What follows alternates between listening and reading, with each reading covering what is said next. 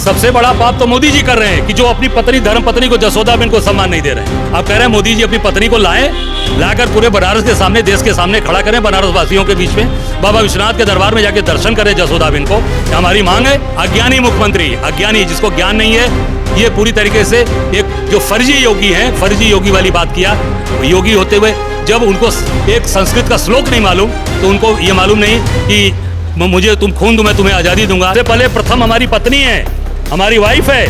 अगर अपनी पत्नी का हम सम्मान कर रहे हैं रीना राय का, तो निश्चित तौर से हम सबका सम्मान करेंगे।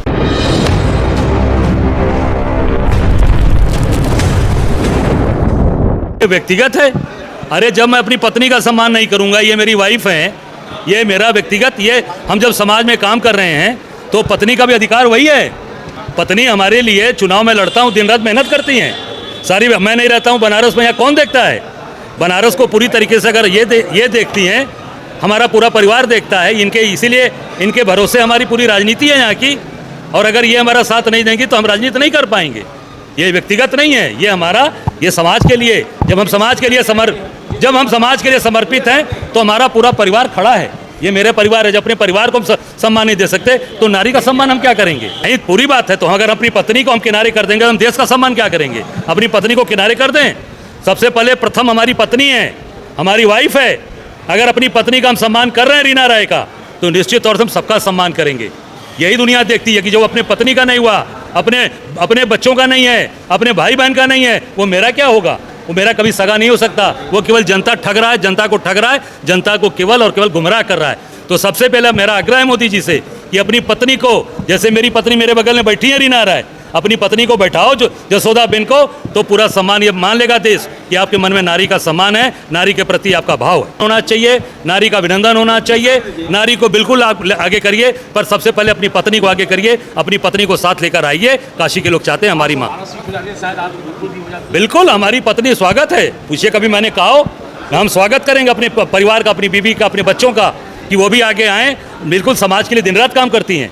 हमें जो आज अच्छे भोजन मिलते हैं, अच्छे हमको जो आज व्यवस्थाएं मिलती हैं चुनाव में, कहीं पर भी आज पूरा परिवार हमारा परिवार आज है, हमारे बच्चे, हमारा बेटा दिन रात जनता के बीच में है, वो हमारी पत्नी का पूरा सहयोग है। आज मैं जो लखनऊ में आज पूरी ताकत के साथ काम कर रहा हूँ पूरे प्रदेश में, उसमें अगर सबसे बड़ा योगदान है तो मेरी धर्मपत्नी रीना राय का है।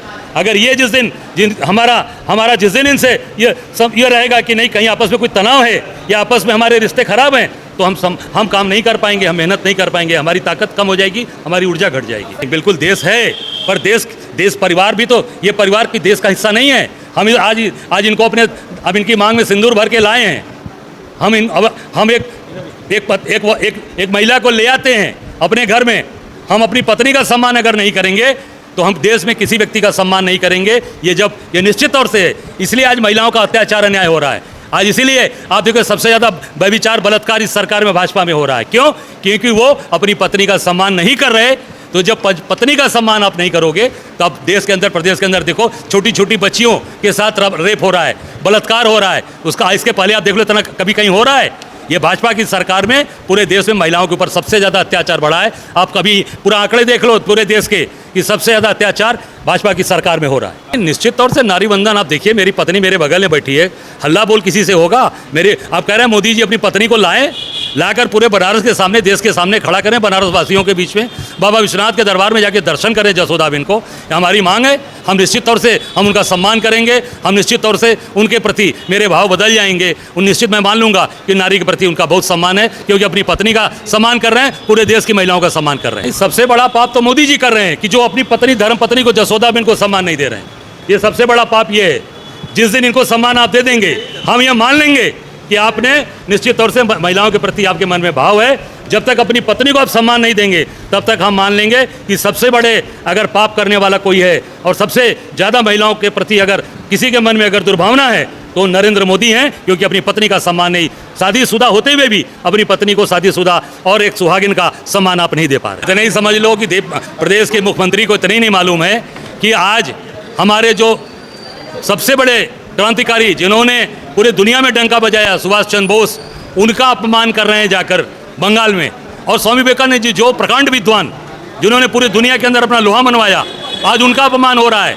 आज विवेकानंद, सुभाष चंद्र बोस की बात विवेकानंद बोल रहे हैं। विवेकानंद की बात बोल रहे हैं कि विवेकानंद जी ने कहा अज्ञानी मुख्यमंत्री, अज्ञानी जिसको ज्ञान नहीं है, ये पूरी तरीके से एक जो फर्जी योगी हैं, फर्जी योगी वाली बात किया।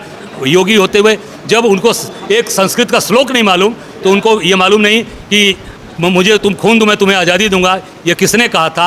ये पूरी तरीके से ये अज्ञानी, पूरी तरह से अज्ञानी मुख्यमंत्री है।